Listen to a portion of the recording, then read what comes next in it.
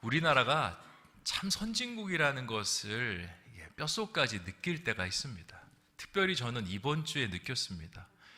그 소망의 야유회를 갔었는데 그때 이제 몇몇 어르신들이 휠체어가 필요하신 분들이 있었습니다. 그런데 저희가 가는 그 지역마다 다 약자를 이렇게 데리고 수송할 수 있는 엘리베이터랑 이렇게 약자를 보호할 수 있는 장치, 그리고 거기에 배치된 인원들이 있더라고요. 그래서 항상 도움을 받았습니다. 이걸 보면서 우리나라도 참 선진국이 되었구나라는 생각을 했습니다. 우리가 세상을 살아가다가 여러 가지 어려움들을 만납니다. 그런데 선진국과 후진국을 가르는 것은요, 그 어려움을 만났을 때 도와줄 수 있는 그 장치들이 그 나라에 마련이 되어 있느냐 되지 않았느냐에 따라서 선진국과 후진국이 나뉘는 것 같습니다. 우리가 물건을 사다가 큰 손해를 받습니다. 그것이 사기여서 어떻게 이 문제를 해결해야 될지 모릅니다. 그러면 소비자 보호원이라는 곳이 있습니다. 무료 법률 센터라는 곳이 있습니다. 거기에 전화하는 것이 만족할 만한 결과를 낼 수는 없지만 우리를 도와주고 어떻게 하면 풀어갈 수 있는지 여러 가지 방법들을 알려줍니다. 뿐만 아닙니다. 세상에서 큰 사업을 하다가 빚을 지게 됩니다. 빚이 내가 갖고 있는 재산을 넘어갑니다. 어떻게 해야 되지 전전긍긍하는데 개인 회생이라든지 파산이라든지 나를 도와줄 수 있는 구제 절차가 여러 가지 마련되어 있습니다. 해외에 나가서도 이제 여권을 잃어버린다든지, 그리고 여러 가지 그 안에서 범죄와 연루되는 큰 피해를 입는다든지 할 때 영사관에 전화를 하면 그 영사관에서 어떻게 해서든 우리를 도와주려는 그런 제스처를 취하게 됩니다. 이러한 혜택을 갖추고 있는 나라는요, 세계에 그리 많지 않습니다. 대한민국을 비롯해서 손에 몇 개 나라 정도만 꼽을 수가 있습니다. 세계에 수백 개의 국가가 있지만 이 일을 할 수 있는 국가는 그렇게 많지 않습니다. 우리 영적인 삶에도요, 시스템이 잘 갖춰져 있어야 합니다. 그래야 우리의 삶에 위기가 왔을 때 그 위기를 딛고 일어날 수 있고, 그 위기 속에 당황하지 않고 그 문제를 하나하나 해결할 수 있기 때문에 그렇습니다. 만약 위기 시스템이 잘 돼 있지 않으면요, 우리가 하나님을 찾고 싶어도 찾지 못하고 그 위기 속에서 그냥 함몰되는 불상사를 경험하게 될 수 있습니다. 오늘 읽었던 사무엘상 4장의 말씀이 바로 그러한 이야기입니다. 어려움이 찾아왔는데 하나님께 구제를 구할 수 있는 방법이 보이지 않습니다. 그러다 보니까 온 이스라엘이 그 어려움 속에 함몰되어 가는 이야기가 바로 오늘 말씀의 이야기입니다. 사무엘상 4장 1절 말씀은 다음과 같은 문장으로 시작이 됩니다. 사무엘의 말이 온 이스라엘 전파되니라. 아멘. 이 뜻은요, 이제 엘리의 시대가 가고 사무엘의 시대가 도래했음을 알려주고 있습니다. 엘리는 사사였습니다. 보통 사사들은 임기가 따로 있지 않았습니다. 하나님께서 그 사람을 사사로 부를 때부터 그 사람이 죽기까지 그 사사의 역할을 감당했습니다. 삼손도 그랬고 기드온도 그랬습니다. 그런데 이 사무엘 시대의 엘리는요, 이미 그가 살아있음에도 불구하고 하나님께서 그의 임기를 끝내버리십니다. 그리고 오늘 말씀에서 사무엘의 시대가 도래했음을 알리게 됩니다. 왜 그랬을까? 왜 이런 불행을 겪을까? 그 이유를 사무엘상 3장 13절에서 밝힙니다. 내가 그의 집을 영원토록 심판하겠다고 그에게 말한 것은 그가 아는 죄악 때문이니 이는 그가 자기의 아들들이 저주를 자청하되 금하지 아니하였음이니라. 아멘. 누구의 잘못 때문에 이 엘리가 일찍 사사의 지위에서 폐위된다라고 말하고 있습니까? 아들들을 잘못 관리해서. 그런데 이것은 단순히 자녀를 잘못 키웠기 때문에 발생하는 문제가 아닙니다. 자녀를 잘못 키워서 자녀이 엇길로 가고 예수님 안 믿고 만약에 그런 일 때문에 부모가 저주를 받고 폐위를 당한다면 우리 안에서 폐위당할 사람도 굉장히 많을 것입니다. 하나님께서는 그것 때문에 지금 엘리를 나무라는 것이 아닙니다. 엘리의 직책이 무엇입니까? 사사입니다. 사사는 영어로 저지라고 하는데 이 카톨릭 성경에 보면 이 사사를 판관이라고 부릅니다. 그리고 사사기를 판관기라고 부르는 것을 볼 수가 있습니다. 그러니까 백성들 안에서 하나님의 공의와 정의대로 판결을 내리고 하나님의 방향으로 사람들을 인도하는 사람이 바로 이 사사라는 직무인 것입니다. 그런데 이 사사 엘리가 그 판결을 굽게 합니다. 사람을 외모로 취하고 그 외모에 따라서 그 판결을 옳지 않은 판결로 내립니다. 그게 어떤 문제와 결부되었냐? 아들들이 하나님 앞에서 죄악을 저지르는 것, 거기에다가 심판을 내려야 되는 엘리가 상충하고 있는 겁니다. 거기서 엘리가 제대로 된 판결을 내리지 못합니다. 분명히 회막에서 수종드는 여인들과 음행하고 하나님의 재물들을 함부로 손을 대는 그 아들들에게 율법의 판결대로 큰 심판을 내려야 되는데 아들 문제니까 거기서 굽어져서 제대로 그 일을 하지 못하고 있는 것입니다. 그래서 하나님께서 오늘 말씀에서 네가 자녀들에 대해서 공의와 정의를 제대로 행하지 못하였기 때문에 너의 사사의 그 직무를 내가 일찍 내려놓게 하겠다라고 말씀하고 있는 것입니다. 우리가 신앙생활 할 때 하나님께서 우리에게 주신 은혜가 온전히 우리의 것이 되고 그것이 우리의 삶을 떠나지 않기 위해서는요, 그 직무에 맞는 삶을 살아가야 됩니다. 하나님께서 우리에게 그리스도인이라는 그 이름을 주셨습니다. 그런데 그 그리스도인이라는 이름이 영원할 수 없습니다. 사사도 죽을 때까지 해왔습니다. 앞에 있는 사사들이 그렇게 해왔습니다. 그럼 자기도 당연히 그렇게 할 줄 알죠. 그런데 하나님께서 그 사람 엘리에게는 그 일을, 그 축복을 뺏어버렸습니다. 마찬가지로 우리가 그리스도인답게 살지 못하고 하나님의 사람답게 살지 못하고 그렇게 살아갈 때 하나님께서는 우리에게 그것을 언제든지 뺏어가실 수 있는 분이다라는 사실을 여기에서 경고하고 있는 것입니다. 만약 하나님께서 엘리를 그냥 내버려 두었다면 어떤 일이 발생할까요? 백성들 사이에서 여러 소문이 있었습니다. 이미 백성들은 엘리의 아들들이 온전한 사람이 아니라는 사실을 알고 있었습니다. 그런데 엘리는 그 아들들에게 제2의 사사의 이름을 내립니다. 너는 나를 따라서 이제 앞으로 사사가 될 사람이다 라고 이야기합니다. 그런데 온전치 못한 사람이 판관을 한다고 하니 사람들이 그들에게 그 판결을 맡기로 오지 않기 시작합니다. 그리고 불의를 행하면서 이렇게 이야기합니다.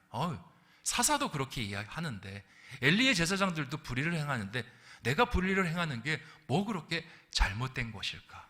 점점점 한 사람의 불의가 두 사람의 불의가 되고 세 사람의 불의가 되고 이스라엘 전체를 병들게 하는 그 쓴뿌리의 근원이 되어가는 것을 이 말씀에서 보여주고 있는 것입니다.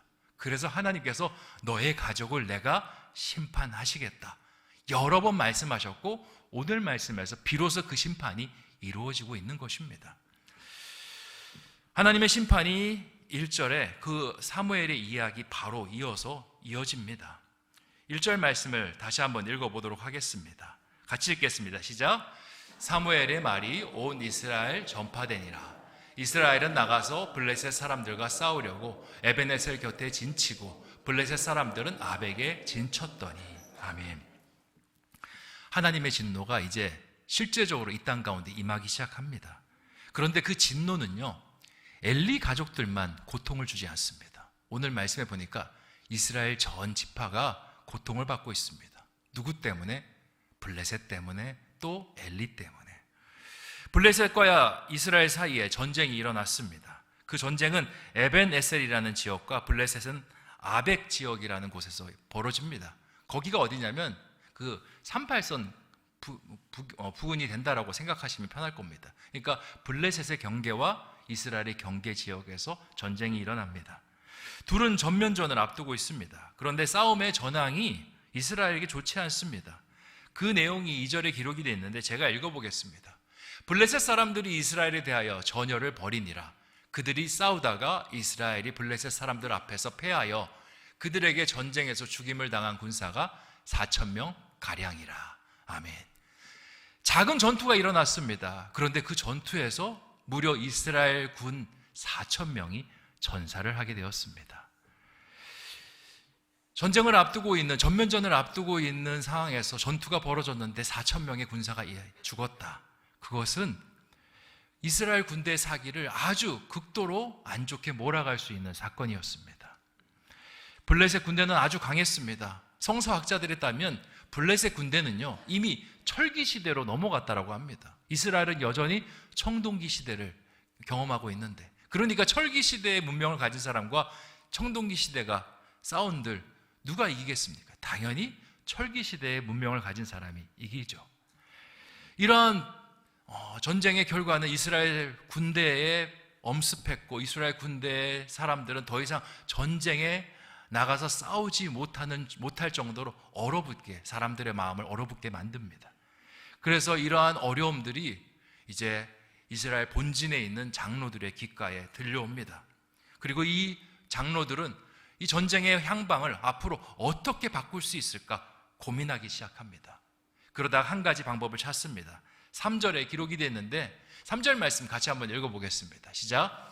백성이 진영으로 돌아오매 이스라엘 장로들이 이르되 여호와께서 어찌하여 우리에게 오늘 블레셋 사람들 앞에 패하게 하셨는고, 여호와의 언약궤를 실로에서 우리에게 가져다가 우리 중에 있게 하여 그것으로 우리를 우리 원수들의 손에서 구원하게 하자 하니. 아멘. 그러니까 패배하고 나서 이제 이스라엘 장로들한테 이야기를 했더니 그들이 모여서 회의를 합니다. 그리고는 이렇게 이야기합니다. 어떻게 블레셋 사람들 앞에서 패하게 되었는고. 근데 그냥 패한 것이 아니라 여호와께서 어찌하여 우리에게 오늘 블레셋 사람들 앞에서 패하게 하셨는고라고 이 전쟁의 패배의 원인을 진단을 합니다.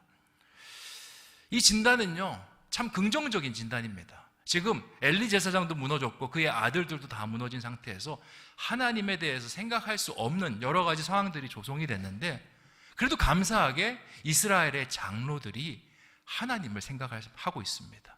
그리고 이 전쟁은 블레셋 군대의 손에 진 것이 아니라 하나님께서 우리를 도와주지 않으셔서 지금 지고 있다라는 정확한 신앙적인 진단을 내리고 있는 것입니다.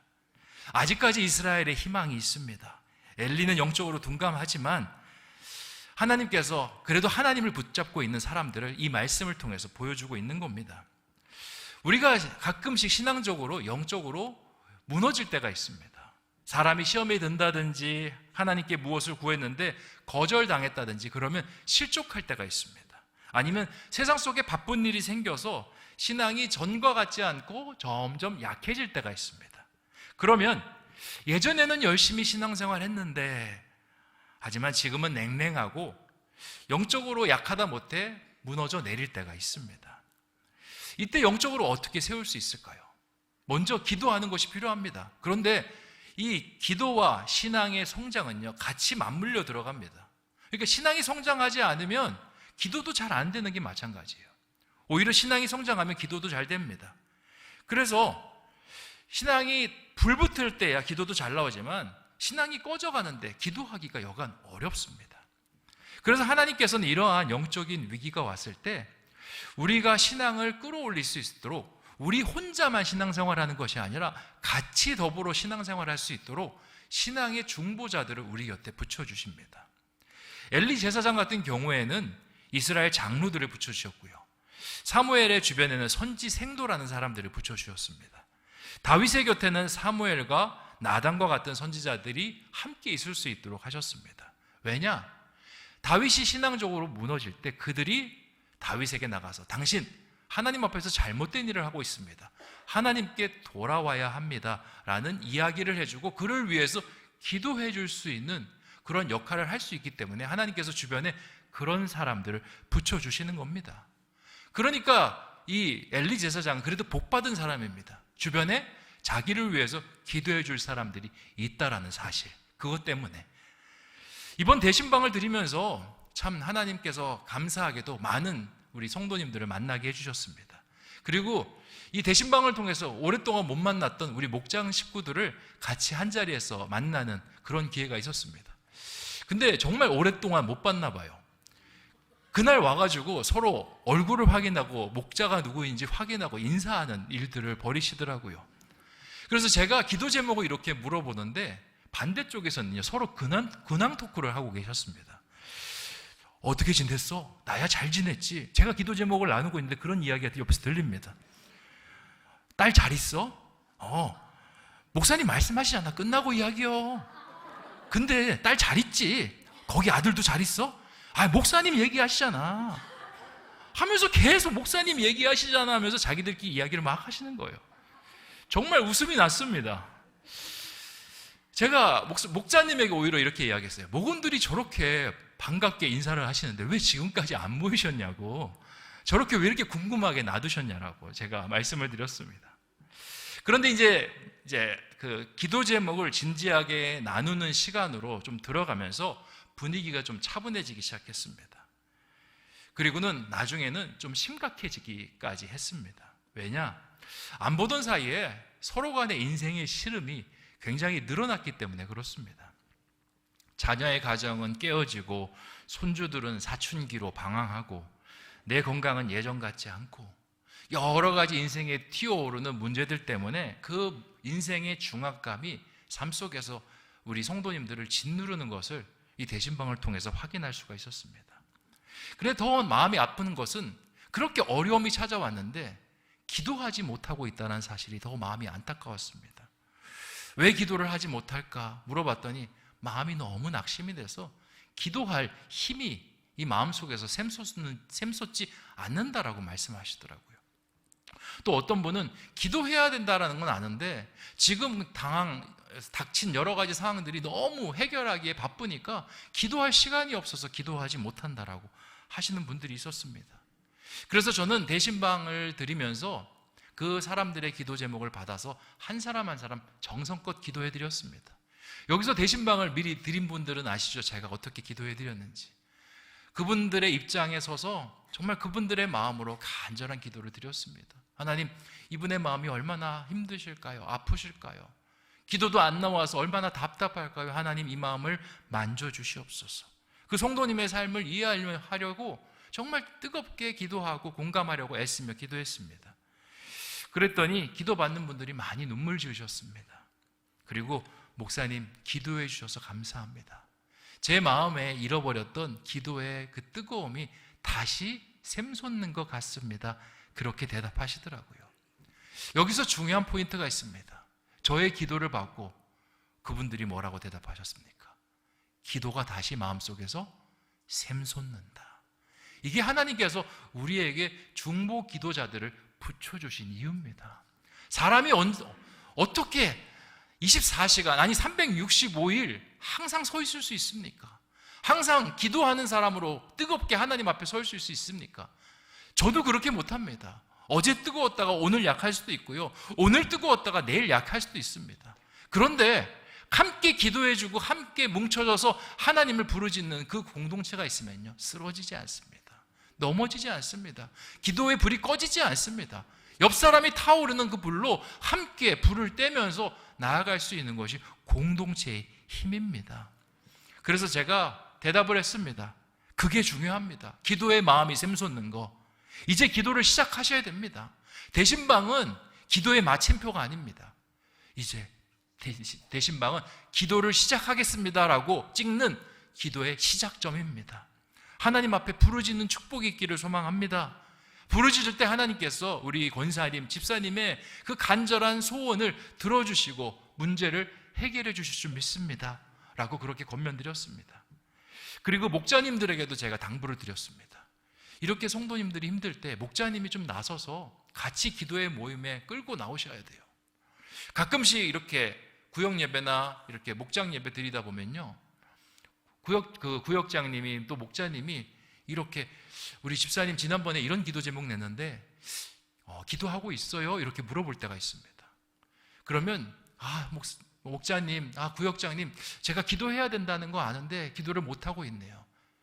그럴 줄 알았습니다. 하지만 제가 꼭 그것을 기억하고 지금 기도를 드리고 있습니다. 오늘 목장 예배에서라도 함께 기도 드려요.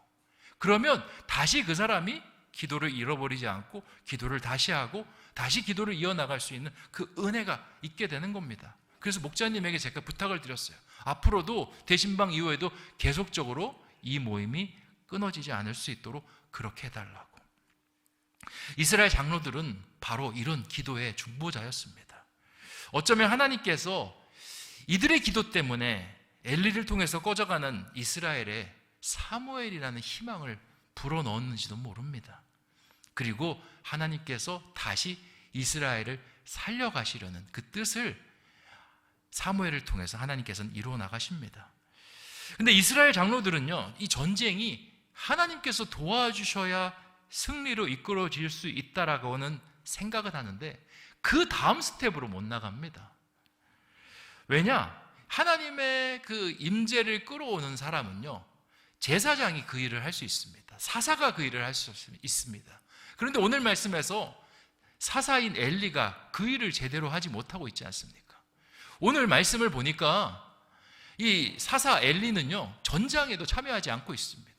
뿐만 아니라 그의 아들들도 새로운 사사로 임명을 해놨는데 전장에 있지 않고 그냥 실로에 있습니다. 언약궤를 가지고 오라고 하니까 가지고 나타나는 모습이 여기 말씀에 기록이 되어 있습니다. 본래 이스라엘이 전쟁할 때는요, 항상 제사장이 같이 있습니다. 사울의 곁에는 사무엘이 함께 있었고요, 다윗의 곁에는 아비아달이라는 제사장이 있었습니다. 그래서 어떤 전쟁을 하고 그리고 병사들을 출격시킬 때 제사장이 하나님 앞에 기도를 드립니다. 우리가 나가리이까 나가지 않으리이까.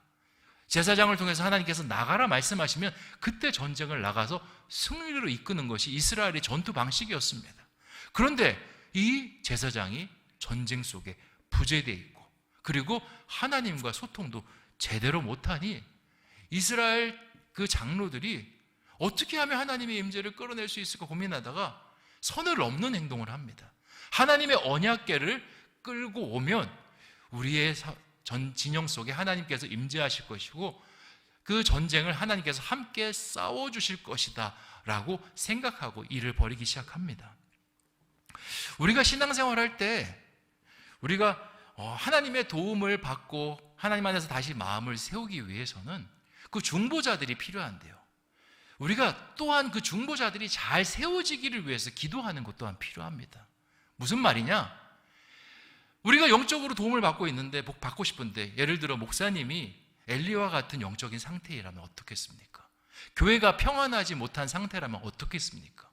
실제적으로 그런 교회들이 있죠. 나는 극심한 어려움, 질병, 그 위험 속에 고통받고 있는데 교회가 분쟁해서 서로 나눠집니다.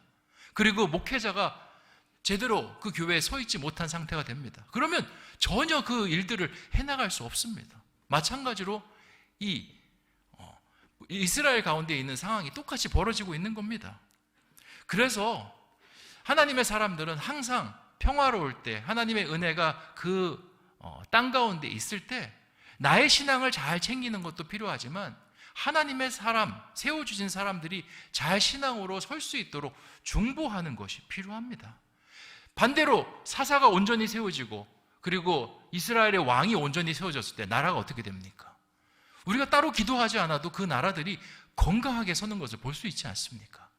그러니까 우리 안에서 기도해야 될 것은 나의 문제를 갖고 기도하는 것, 상대방의 문제를 갖고 기도하는 것뿐만 아니라 우리의 삶을 영적으로 이끌어줄 수 있는 리더자가 온전히 세워지기를 위해서 기도해야 된다는 것입니다. 그들이 생각한 대로 언약궤를 끌고 왔습니다.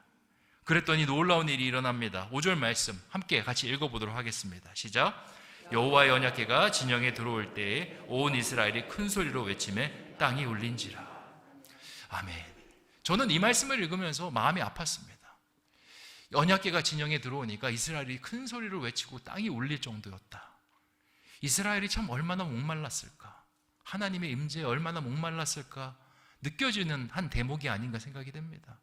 그런데 영적으로 그 목마름을 채워줄 수 있는 목회자가 없으니까 그들이 힘들었던 겁니다. 그래서 하나님의 성물인 언약궤가 그 자신의 군 진영으로 들어오니까 너무 행복합니다. 소리를 지릅니다. 그 소리가 블레셋 군대를 두렵게 합니다. 블레셋 군대는 이 이스라엘 군 진영 속에 무슨 일이 일어났는가 살피고 언약궤가 들어왔음을 깨닫게 됩니다.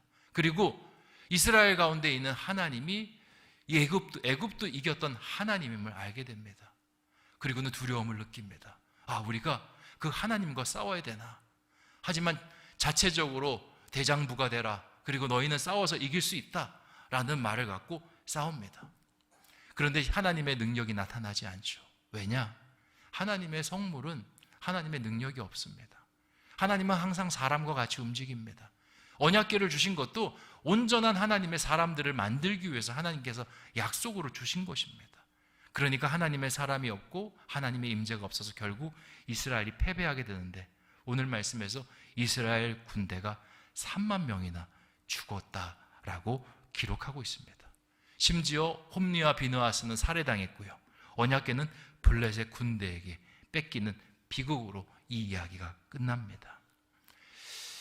사실 이 전쟁은요, 질 전쟁이 아니었습니다. 단서가 하나 있습니다. 하나님께서 이스라엘과 함께 있었더라면. 마찬가지입니다. 우리의 삶에 있는 여러 가지 어려움, 위기, 패배할 문제, 패배할 어려움이 아닙니다. 단서가 필요합니다. 하나님께서 함께 있었더라면. 하지만 우리가 하나님께서 함께 있기라는 것이 쉽지가 않습니다. 그래서 우리는 서로 기도해 주면서 함께 하나님이 우리의 삶 속에 있기를 위해서 기도해야 하고요.